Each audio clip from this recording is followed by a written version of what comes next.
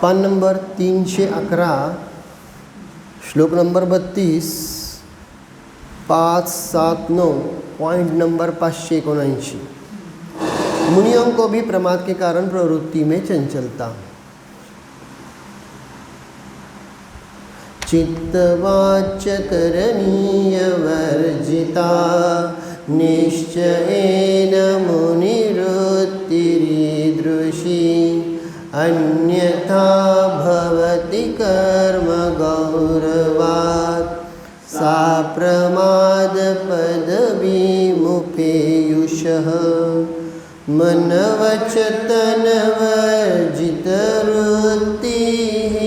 मुनि की निश्चय से होती कर्मोदय से हो प्रमाद तो हो विरुद्ध वह मुनिवृत्ति।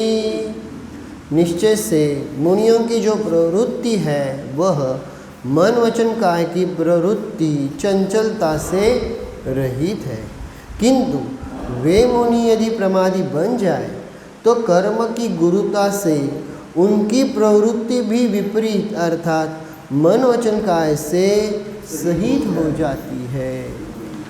भावार्थ, निश्चय से मुनियों की प्रवृत्ति मन वचन काय की प्रवृत्ति से रहित है, किंतु जिस समय वे प्रमादी बन जाते हैं उस समय प्रमाद के द्वारा उनकी आत्मा में कर्मों का आश्रय तथा बंध होता है।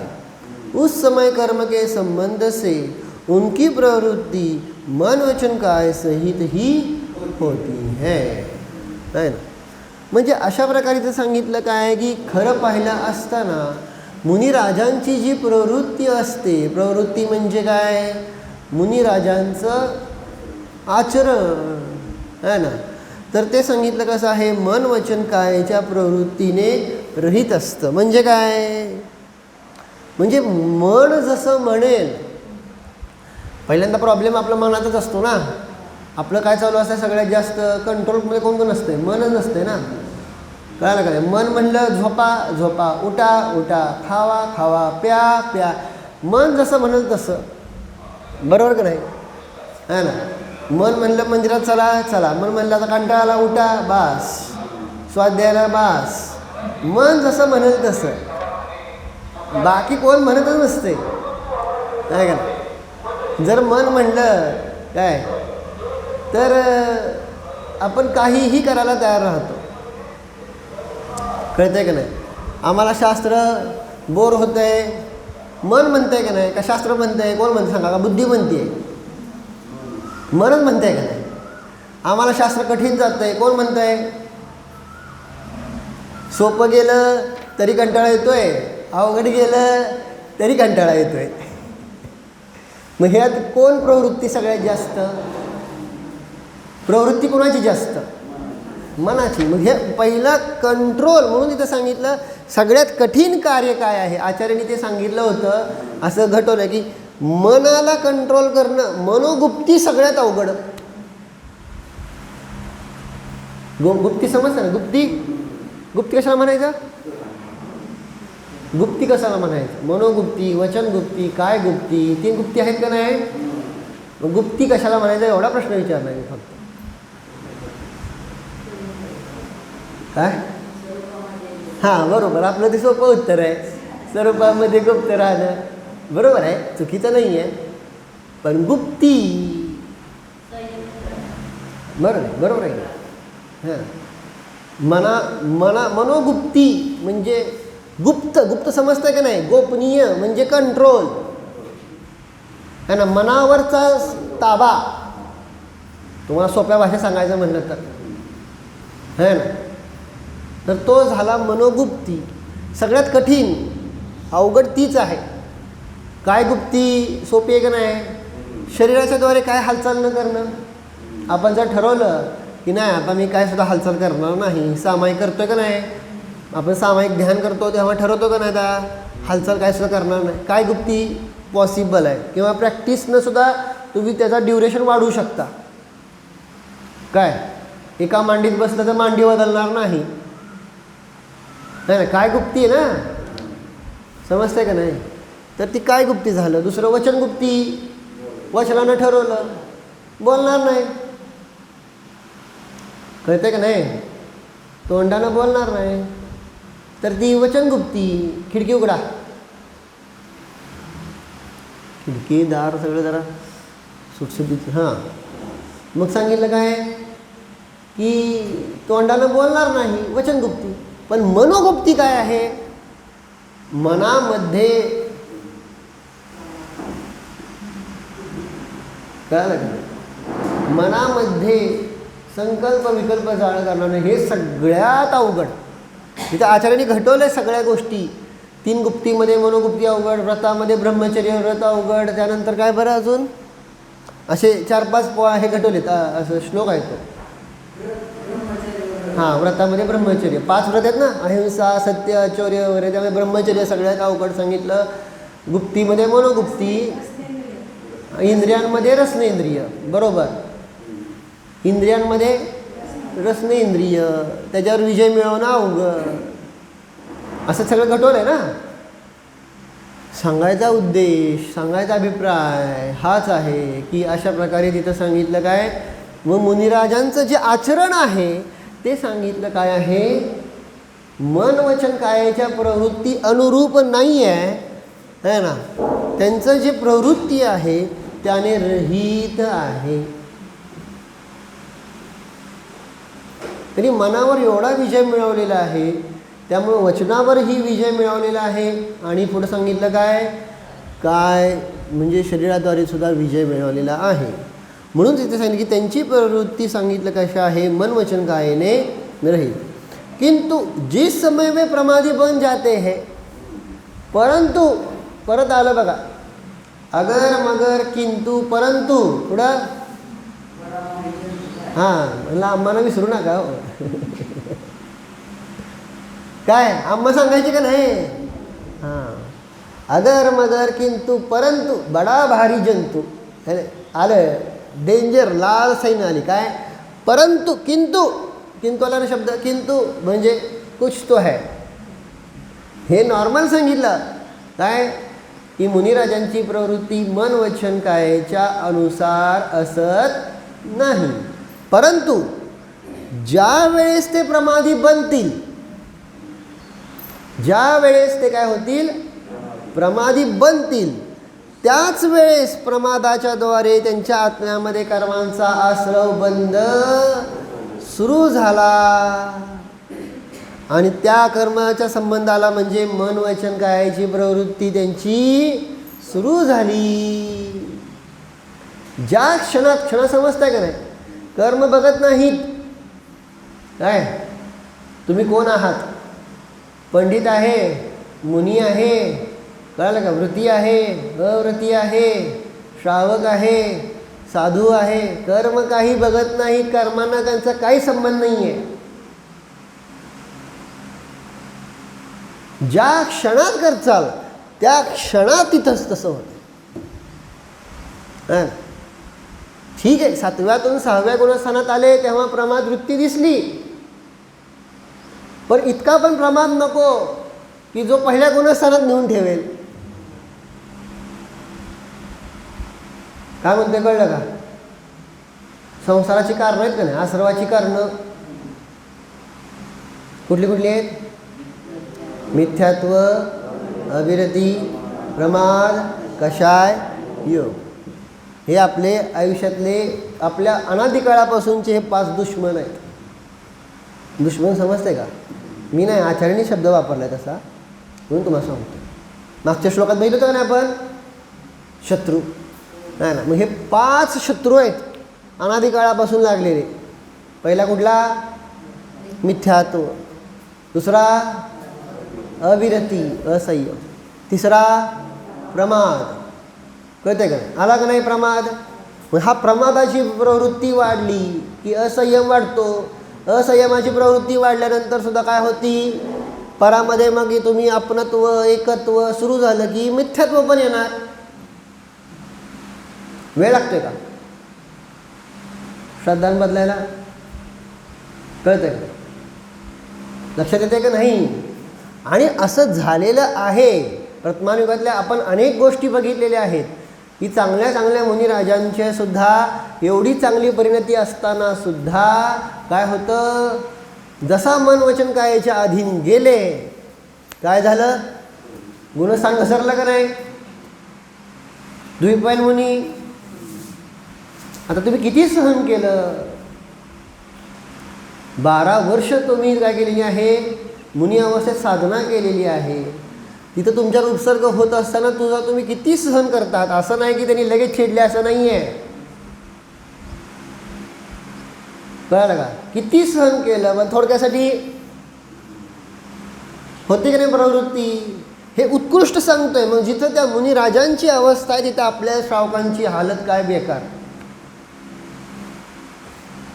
ज्या मुनिराजांनी एवढी छान सल्लेखना करत होते त्यांना खरबुजातला वास आला. वास आला हे चुकीचं नाही, वास आला ज्ञानाने जाणलं इथंपर्यंत प्रॉब्लेम नव्हता. पण त्या वासाला चांगला वास म्हणलं तिथं त्यांना आळी झाली.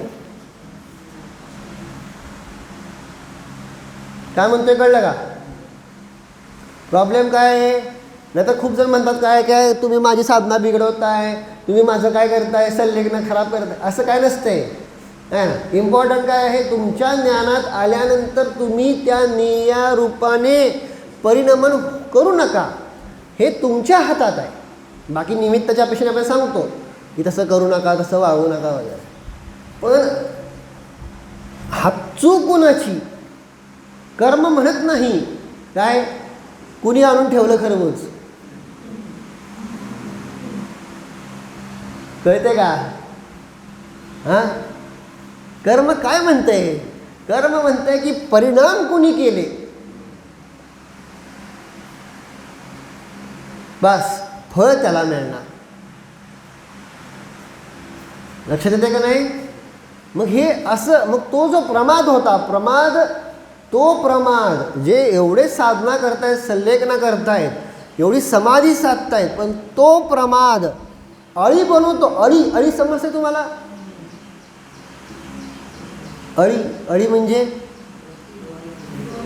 2 इंद्रिय. अहो इथं हे पंचेंद्रिय आहे, संज्ञी पंचेंद्रिय साधू अवस्था आहे.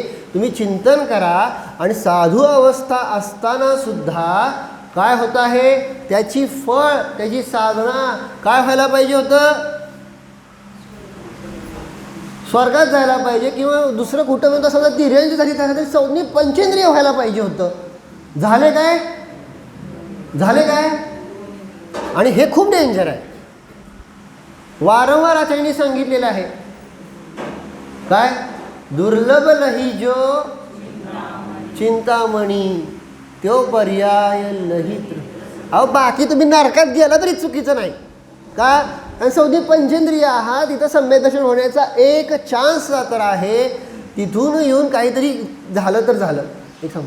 पण चुकून एकेंद्रिय होणं हे नाही परवडणार.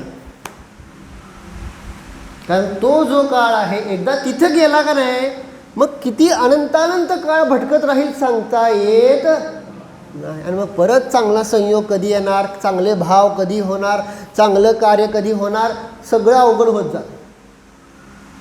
मग त्या मुनिराजांना काय झालं होतं, फक्त अळी काय एवढी, फक्त खरबूज एवढी काय चूक होती. काय म्हणजे त्या एक उदाहरण घेतोय मुनिराजांचं, ते उत्कृष्ट आहे. आपल्या वारंवार सांगितलं आहे, आपल्या श्रावकांची हालत तर त्यापेक्षा बेकारच होय. कळालं का? मग एवढी काय चूक आहे की एवढी सगळी साधना वाया म्हणजे काय, वाया नाही गेली. परत पुण्याचा उदय आला, तो अळीचा जीव आहे. तुम्ही पुढची गोष्ट वाचा, त्या अळीचा जीव परत नंतर चांगल्या गतीमध्ये गेलेला आहे. कळालं?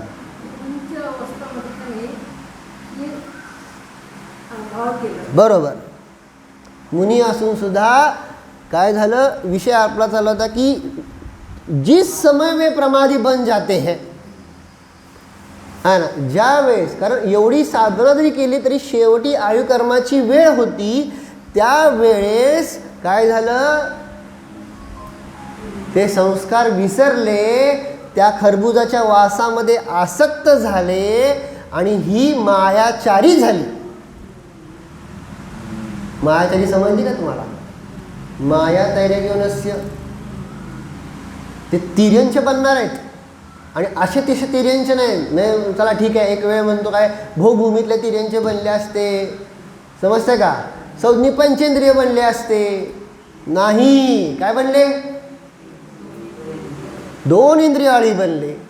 म्हणजे ती जी वासना होती ती किती तीव्र होती. ज्यांची एवढी सुंदर समाधी चालू होती, एवढं छान चाललं होतं, पण परिणाम जेव्हा बदलले तेव्हा ते किती तीव्र पटीनं अशुभ झाले. आणि त्या अशुभाचं फळ काय झालं? काय झालं? 2 इंद्रियाळी बनले. किती खतरनाक आहे. म्हणजे आपण नुसतं गोष्ट वाचतो, सोडून देतो, पण चिंतन करा. हां, किती खतरनाक आहे. आपला काय वाटतं, काय एवढ्यानं काय होतंय? आपण कितीतरी वेळा हाच विचार करतोय ना, सांगा बरं. हां, इतने से क्या होत आहे. अंबांची गोष्ट, आता गोष्ट सांगत बसत नाही, वेळ जाईल. इतने से क्या होता है, इतने से क्या होता है. कधी स्वतः चिंतन करत नाही आपण, स्वतःचं अवलोकन. हे बघा, दुसऱ्याने आपल्याला दोष सांगितलेले पटणार आहेत का? आत्ताच विचारतोय, पटणार का? म्हणजे कोणी पण असो, तुम्ही असो अथवा मी असो, दुसऱ्यानं आपल्याला काय सांगितलं तर पटणार आहे का? नाही का नाही? मग बेटर काय आहे? स्वतःचे दोष स्वतः पहा. आलोचना त्यासाठीच आहे, आपण आलोचना अधिकार बघितला पण त्यासाठी. मग कधी स्वतः चिंतन करत नाही, म्हणून हा प्रॉब्लेम येतो. है ना? माझा स्वतःचा सांगतो, काम करता करताच, काल काम जरा थोडंसं करत होतो कॉम्प्युटर, करता करता मला झोप यायला लागली. बरं का, आता ज्यांना शास्त्र ऐकता ऐकता झोप येते त्यांना सांगतोय, फॅन लावला तरी झोप येते, फॅन नाही लावला तरी झोप येते.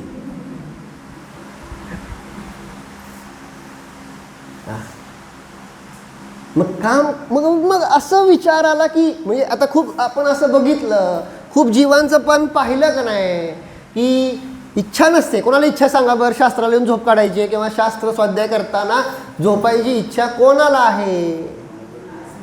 जे जे जीव स्वाध्यायाला येतात त्यातल्या एकाही जीवाची इच्छा नाही की मला इथे येऊन झोपायचं आहे. पण झोप येते. झोप एक उदाहरण आहे बरं का, नाहीतर सगळेजण म्हणतात काय आमच्या गाठव्याला आलं. एक सामान्य उदाहरण आपलं मी घडवतो ह्या आळीवरनं, है ना. प्रॉब्लेम कसा होतो की जिथं कल्याणाचा मार्ग असतो, है ना, तिथंच ह्या जीवाचा प्रमाद घडतो. काय म्हणतोय, कळलं का? आणि गंमत बघा, अशा वेळेस आपण समजावणार, चला ठीक आहे, मला झोप यायला लागली का नाही, आता समजा आपण घरी आहोत वगैरे, झोप यायला लागली का नाही, चला आता ठीक आहे, वाचता वाचता झोप यायला लागली, मी ठेवतो आणि झोपतो. आता झोप येते का?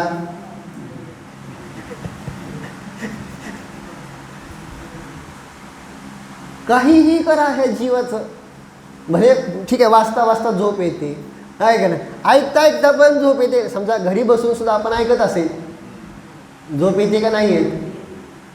प्रमाद का? असं का होतं ह्या जीवाचं? चिंतन केलं का तुम्ही कधी? असं का होतं रे बाबा, की बरोबर जिथं मला जागृत राहायला पाहिजे तिथं मी झोप काढतोय, आणि जिथं मला झोप काढायला पाहिजे तिथं मी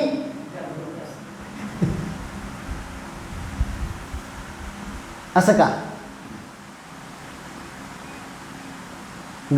मी स्वतःचं काल चिंतन केलं म्हणून सांगतोय, मला स्वतःला वाटायला अरे असं का होतंय, अशी काय समजताय ना, असं काय आहे. म्हणजे असं नाही बाबा ठीक आहे, खूप झोप झाली नसेल, रात्रीच्या झोप झाली नसेल वगैरे तर ठीक आहे, किंवा काय असेल टेन्शन किंवा काय असेल तर झोप येणं वगैरे ठीक आहे, समजू शकतो. किंवा कोणा एखाद्या जीवाला शुगर असेल त्याला झोप येऊ शकते वगैरे, ते पण समजू शकतो. पण आता असं कोणतंही निमित्त नसताना सुद्धा झोप काय येते, असं मी स्वतःला काल कळलं. काय येते, कारण काय? पहिल्यांदा आपण मनाला सांगून टाकलेलं आहे हे एवढं इम्पॉर्टंट नाही आहे. कळलं का? जेवढं जास्त इम्पॉर्टंट असेल तर झोप येते सांगावं काय शंका आहे? जे सगळ्यात जास्त माझ्यासाठी हे खूप काय आहे इम्पॉर्टंट आहे, गरजेचं आहे आणि हे मी चुकवून चालणार नाही. तिथं झोप येते का? हां विचारतो तुम्हाला. तिथं झोप उडून जाते. आलेली झोप सुद्धा उडून जाते का नाही? खरं खरं सांगायचं. पण इथं ह्या मनानंच आपण सांगितलेलं असतं की ठीक आहे, इट्स ओके. जर मला कंटाळा आला, थकवा जरी आला तरी सुद्धा काय चालतंय. आहे का? असं इम्पॉर्टन्स आपणच कमी करून ठेवलेलं आहे. त्यामुळं आपल्यामध्ये हा प्रमाद उत्पन्न होतो. पण आपण आपल्या प्रमादाची आलोचना केली तर निश्चित रूपाने भलेही कर्मोदयवश तुम्हाला झोप येईल सुद्धा, पण तर झोपेचं प्रायश्चित्त म्हणून तुमचं तुम्ही घ्या. आता प्रायश्चित्त आता कोण देणार प्रायश्चित्त? आपलं आपण प्रायश्चित्त आपल्या परीनं घ्यायचं. बघा आता तुम्हाला कसं घ्यायचं आहे. उगाच सोपं प्रायश्चित्त घेतलं तर जास्त झोप येणार. अवघड प्रायश्चित्त घेतलं तर मग जरा राहताल सावध. विषय झोपेचा नाही. विषय चाललाय काय? मन वचन कायची प्रवृत्ती. नाही तर सगळेजण म्हणताल आज आमच्यावर घटवा आहे ना. मला कुणावर नाही आहे घटवायचं. मला सांगायचा अभिप्राय काय आहे, असं काय घडतंय प्रमाद, आणि हा प्रमाद ह्या जीवाला मिथ्यात्वाकडे नेणारा आहे. नेला का नाही? काय सुंदर साधू होते, अळी झाले. कळालं का नाही? सगळ्या प्रत्मानुवातल्या गोष्टी बघा तुम्ही. दुसरं कोण? श्रेणिक राजाचा मुलगा झालेला कोणिकचा पूर्वभव, ते पण साधूच होते का नाही? 3 महिना उपवास केला होता. ही गोष्ट तुम्हाला मी सांगितली. आता मला परत सांगायला लावू नका है ना. सांगितले तुम्हाला. 3 महिने उपवास केले होते आणि सहन काय झालं नाही.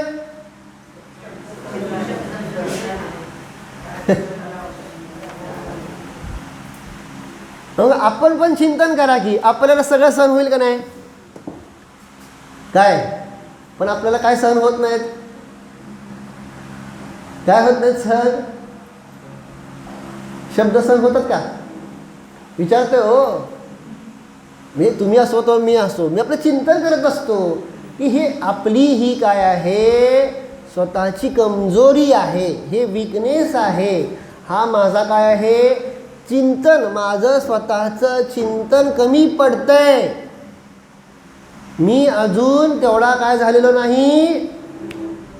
हां अजून मजबूत नाही झालो. स्वतःला मी अजून परिपक्व नाही केलं. अजून कुठं गडबड आहे. श्रद्धान आहे, श्रद्धान काय चुकीचं नाही, पण ते श्रद्धान काय होते, अवघड होते हो. म्हाताऱ्याच्या काठीसारखं सांगितलं ना. कुठला दोष? अवघड दोष सांगून टाकला तुम्ही. चल मल आगाड आगाड आगाड आगाड. अवघड नाही, सगळं चुकला माझा. अवघड म्हणजे उलटं विशुद्धी झाली, उलटं झालं. आगाड आगाड. हां आगाड आगाड. गुण आहे, गुण आहे, दोष नाही. अवघड दोष नाही आहे. अवघड हा म्हणजे त्या सम्यक दर्शनामध्ये जास्त विशुद्धता आली की अवघडता आली असं म्हणलं. ठीक आहे. तर मग चल मला आगाड म्हणजे आगाड दोष.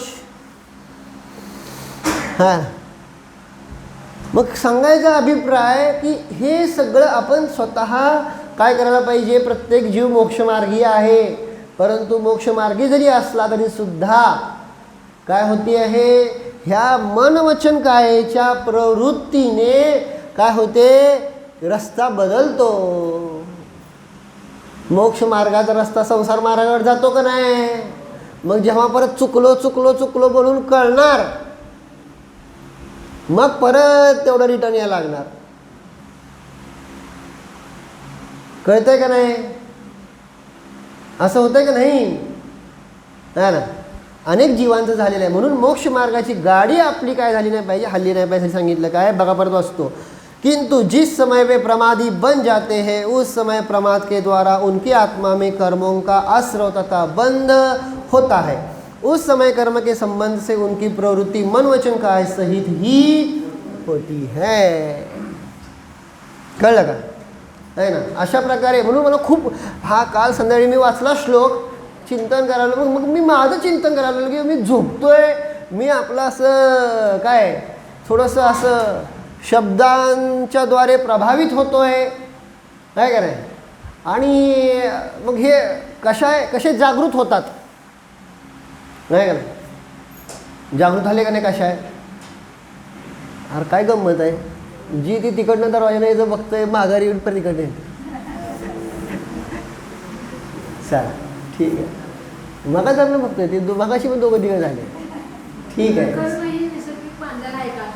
हां काय आताचं जे कर्म होतंय का रोजचं, हां ते नैसर्गिक आहे काय? कशात आहे का? नैसर्गिक. नैसर्गिक म्हणजे आपण बांधलंय, पूर्वी तसे भाव केले आहेत, त्यामुळे ते कर्म उद्याला येणार. असं जसं बांधलेलं आहे तसं उद्याला येणार. हां आपणच बांधलेले आहेत, त्यामुळे तशी उद्याला येणार. कळलं का नाही? आलं लक्षात? जे आपल्याला आहे ना, आपण जसे बांधतो आहोत तसे कर्म उद्याला येत आहेत. आणि त्याला भाव करणारे असेल त्यांना पण कर्म बांधणार 100%. मग तिथं आता दोष, जसा आता उदाहरण दिलं का नाही, त्या मुनिराजांना आपण दिलं, पण ज्यांनी खरबूज चढवला त्याला पण दोष आलाच का नाही? तो त्यांच्या परिणामांना बिघडण्यास निमित्त बनला का नाही? समजलं? मग ते नो कर्म झालं, परंतु ते नो कर्माचं त्याचं फळ त्याला मिळालं, पण ज्यांनी हे परिणाम केले त्यांचं फळ ह्यांना मिळालं. कळतंय का नाही? असं घडतंय. खूप घटना आहेत, खूप गोष्टी आहेत. मग ह्या सगळ्यातनं चिंतनच आपल्याला कमी कळतं. खूप वेळा असंही होतं काय की खूप वेळा आपण चांगला काहीतरी करायला जातो आणि काहीतरी विपरीत घडतं. चांगलं सांगायला जातो पण तू विपरीत होतं. मग काय करायचं? चिडायचं? आपण नाही चिडायचं. तिथं काय आहे? ठीक आहे. हां, कारण ह्यामध्ये सगळ्यात महत्त्वाचं काय, आपले परिणाम महत्त्वाचे असतात. हां ठीक आहे, असं ते घटू आपण परत. ठीक आहे, सांगायचं कळालं, लक्षात आलं? वेळ झाला आपल्याला हे बघा. चला.